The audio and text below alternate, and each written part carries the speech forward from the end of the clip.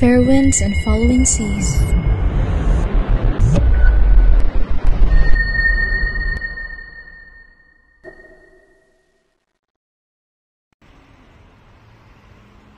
Rain, you're going to Paris daw? Ha? Yes. Hanggang kailan ka dun? Hanggang kailan ko gusto? Rain, paano yung school mo? I can study at home naman. Alam ba to nila tita? Well, malalaman din naman nila. OMG, wait lang. Gumagawa ako ng project. Rain, kailan alis mo? Sa Friday. Agad? Teka, di ka naman siguro tatagal ng taon dun, di ba? No. I just want to escape for a while. Well, can I come? Ay, wow. Ayaw mo kasama mo kami. No. I want to be alone muna, Leo. Update us lagi, Rain, ha? Baka mamaya mahanap mo na yung Mr. Right mo doon. Clady, ang daming alam sa buhay. Gustong isa ng tao. Mr. What? Just text me pag may nangyari doon, Rain, ha? Pupuntahan ka talaga kita. Oh my gosh, yes. Texas ha. Yes, ang OA niyo. Rain Amares, i-text mo ako. Oops. Ay, hala siya. What? Bahala nga kayo dyan. Parang may ano. Hoy, wag ka nga dyan. Worry as a friend lang daw yun. Ganun ba siya sa atin? At Krell SRZ, huwag mong ma-issue, ha? Ganun naman ako sa lahat, ah. Ayan, naginalaw na yung baso. Nagtok na siya, oh. Gosh, biro lang naman. Sinip pa ako. May alam ba kayong hindi ko alam? May nahahalata lang kami na hindi mo nahahalata. Ayun lang yun, Rain. Oh my God. Please. Rain, paalis ka na? No. Nandito pa rin sa kondo. Magbubuk pa lang ako ng Grab. No need. I'm here sa labas ng kondo mo. Hatid na kita. Wait. Yes. Wait, punta ako dyan, ah. Akala ko nandito ka na sa labas. I mean, sa loob ng kondo mo. Kukunin ko gamit mo. Ah, okay. Alright. Hi. Hi, Leo. Ino naman na, hindi mo naman ako kailangang sunduin kaya ko naman sarili ko eh. Kasama ako sa Paris, eh. Ha? Chill. Joke lang. Not funny ah. Umuwi ka na nga. Ang dami mong gamit. May bala ka pa bang umuwi? Depende. Alam mo, pa ikaw talaga hindi nag-update sa akin. Pupuntahan talaga kita agad doon. Leo, i-update ko naman kayo. Ginagawa niyo naman akong bata? Talaga, hindi ko mapatawad sarili ko pag may nangyari ng mga sama sa'yo. Alam na ng parents mo? I told you. Malalaman din naman nila kung man nila ako eh. Eh di uwi ako. At least, I found peace doon kahit sandali lang. We're here na sa airport. Hinihintay ko na lang kasi mamaya pang 11 p.m. yung flight ko. And 10:13 pa lang. Napaaga nga kami. Hindi pa umaalis sila dito kasi hihintay niya daw ako makaalis. Leo, pwede ka naman nang umuwi. Anong oras na rin no? Hindi ka pa ata kumakain ng dinner. No, don't worry. Di pa ako gutom. And hihintay na lang kita. Tsaka baka ano pa mangyari sa'yo. Bahala ka nga. Rain, ikaw ba? Gutom ka na ba? He asked. Umiling na lang ako at tumawag na lang siya. Leo is my friend. Simula nung elementary, naging crush ko din siya noon. Nung bata pa kami. Pero ngayon, di ako interesado na magkagusto sa iba. Dahil siguro, busy din ako mag-aral. Kaya hindi ko na magawang pumansin pa ng iba. Minsan, nahalata ko din tong si Leo kasi ibang trato niya sa akin kaysa sa trato niya kila Kirel. Kaya, minsan, naisip ko na may gusto siya sa akin. Pero ayoko din naman mag-assume ha. At sana nga, wala siyang gusto sa akin. Dahil ayoko masira pagkakaibigan namin. Nang dahil lang dun. 10:15 na kaya nagpaalam na ako kay Leo na alis na ako. Ngayon, malapit na ako sa plane na sasakyan ko. Bago ako sumakay doon, tumingin ako sa paligid. Goodbye for now, Philippines. Babalik ako pag okay ng lahat. Right, pag okay na ang lahat.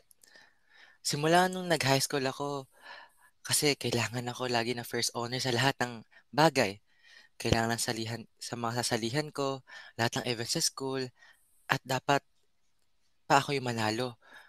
Ay kasi yun ang gusto ng magulang ko. Pag bumaksak ako, pag bumaksak o matalino ako, sasaktan nila ako at hindi papakainin ng isang araw. Lumalala ng lumalala yun. Hanggang may mag-senior high school ako. Abusive talaga magulang ko dahil mataas ang expectation ng magulang ko sa akin. I really want to be a lawyer, pero gusto nila ako mag-doktor. Kaya wala akong choice kundi aralin ang pagdodoktor. Pero ngayon, I have my own condo. Wala silang choice kundi pumayag na magka-condo ako. Since malaki na ako, unti na ako nakakapag-peace nung malapit ako sa condo. Pero updated pa din ang magulang ko sa grades ko. Kaya pag mababa ang makukuha ko na score, susugudin ako ng mga tauhan nila sa condo para umuwi sa bahay at sakta na naman. I never felt my parents' love. Yes, nandito na ako sa plane.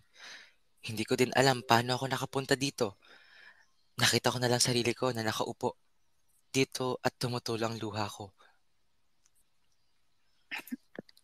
Goodbye, Philippines. For now, I'm choosing myself first. I need to love myself. Uy, mga pangit, I'm here na. Oh my gosh, sana all. Hello, sinong pangit? Hello, good morning. Date ka sa tweet mo, Rain. I wanna say Paris. Sa susunod, Rain, sama mo kami ha. Sure. I love you na agad. OMG ka. Next year. Ba't ang tagal? Oo nga, ba't ang tagal? By the way, Rain, you arrived safe naman, no? Diyan, sa Paris. Yes, everything's okay naman. And papunta na rin ako sa hotel. Okay. Huwag ka muna mag-cellphone, ha? Tsaka baka matukutan ka dyan. Alam mo na. Okay. Rain, mag-tweet ka muna. Oo na. Rain! Oh, please, Kalari. Jejemon? Sasama talaga nito. Hello, Paris, France. Hala, ang ganda naman sa Paris. Trigger warning. Violence and abuse. It's my second day here in Paris. Kaya naisip-isip akong gumala-gala ngayon. Kaya pa ako dito and gabi na. Bala ko na sana umuwi. Pero napadaan ako dito sa Eiffel Tower. Grabe, ang liwanag. Kaya umupo muna ako dito sa malapit. The silence. Right now here is so peaceful. I'm sitting here alone. Wala masyadong tao. Kaya kita mo na lang ang katahimikan. Habang nakikita ko to, ang sarap sa pakiramdam. Feel na feel ko yung kalayaan na meron ako. And suddenly, nag-flashback lahat na nangyari sa akin. I see myself na hinayaan lang masaktan. Nakita ko ang sarili ko kung paano lumuluhod at nagmamakaawa sa magulang ko. I see myself crying the weak version of me. Late night walks pero alone version.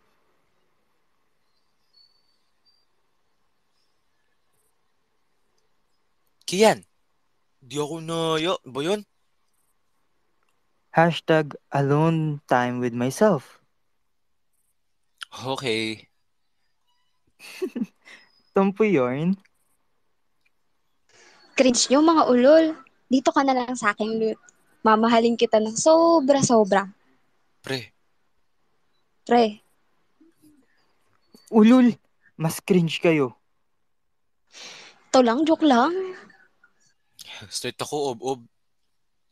Uwe, Ohe,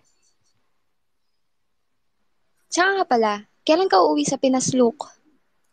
Ba't ako? Sige ang tanungin mo. stayin nga ako dito for good. Kulit nyo. Miss na kita. Yuck, Ethan. Kian, punta ako sa inyo bukas ah. Look, kakapunta mo lang rito kanina. Ay, straight daw pero kulang na lang ikadena sarili kay Kian, no? Ulul, kasi uuwi din ako sa Pinas. May miss ko si Kian, no ba? Ako, hindi ko kayo mamimiss. Ethan Pogi remove Kian to the group. Ulul, Ethan Pogi? Trigger warning and content warning. Blade. Pumunta ako kung saan ako lagi pumupunta. Doon ako lagi kasi wala masyadong tao. Pagdating ko, may tao na nakaupo doon. Gusto ko sana mag-isa. May tao naman pero pumunta pa din ako. Sayang lakad ko umuwi lang ako, di ba? Um, Hi. Can I sit with you? I said, syempre English. Bihira lang din dito Pinoy, no? Hindi siya nagsalita. Ang tahimik niya lang, pinagmamasan ang mailaw na Eiffel Tower. Marunong mo ito magsalita? Ang tagal ko na din dito sa Paris. Kailangan ko na siguro maging friendly. Hello? Hi. Haha, shit. Di ko na alam next na step sa ano sasabihin ko dito. Hi. I'm Kian. Nice to meet you, Kian. And your name is... Sol Rain. But you can call me Sol or Rain. It's your choice. How about... Sol na lang? Sabi ko, tumango naman siya. After that, tahimik na naman. Nasira ang tahimik ngayon nung may mag-text sa kanya. Tinignan ko siyang buksan ng cellphone niya. After niya basahin yung notif ng phone niya, ay napatabog na lang siya. Fuck this life. Kian, nice to meet you, but I need to go now, so bye. Trigger warning, hateful language. Sol, akala mo hindi ko malalaman? Umalis ka nang hindi nagpapaalam. Umuwi ka na dito. Bago pa malaman ng dad mong tungkol dito. At pag hindi ka umuwi, tatanggalin ko lahat ng laman ng card mo. Tapos yung grade mo, nakita ko na naman. Bakit may 89 ka? Pinag-aaral ka namin, tapos bibigyan mo ko ng mababa na grades? Ha, nakaka-disappoint ka. Tanggalan niyo na kaya ng buhay mag-isa. Dahil yung bag ko! Tangina. Anong gagawin ko sa bag na to? Paano ko malalaman may-ari nito? Sol Ray lang naman sinabing pangalan. Ay, may nakita ko yung bag malapit sa river tapat ng Eiffel Tower. Please, kindly DM me. Nandun po kasi yung card ko. Oh my gosh, Rain, nawawala bag mo? Yes. My God, Rain. What? Nawala? Nahanap mo na ba? Rain, ano? Ano naman ba nun? Chill. How can I be chill, ha? Wait lang. Nandun kasi yung card ko sa wallet ko. Ayan kasi, napakamura mo, Sol Rain. You're not helping Kalari. Wait lang. Bukas hanapin ko. Gabi na kasi rito eh. Well, update me Rain, ha? Pag di mo nahanap, magpapadala ako ng bagong card sa'yo. Hala siya. Lo, Oh my gosh. Bahala nga kayo dyan. OMG, right! Yung boy kanina yung Kian. Niwan siya dun, di ba? Baka nasa kanya yung bag ko. Please, sana nasa kanya para mas madaling hanapin pag ganun.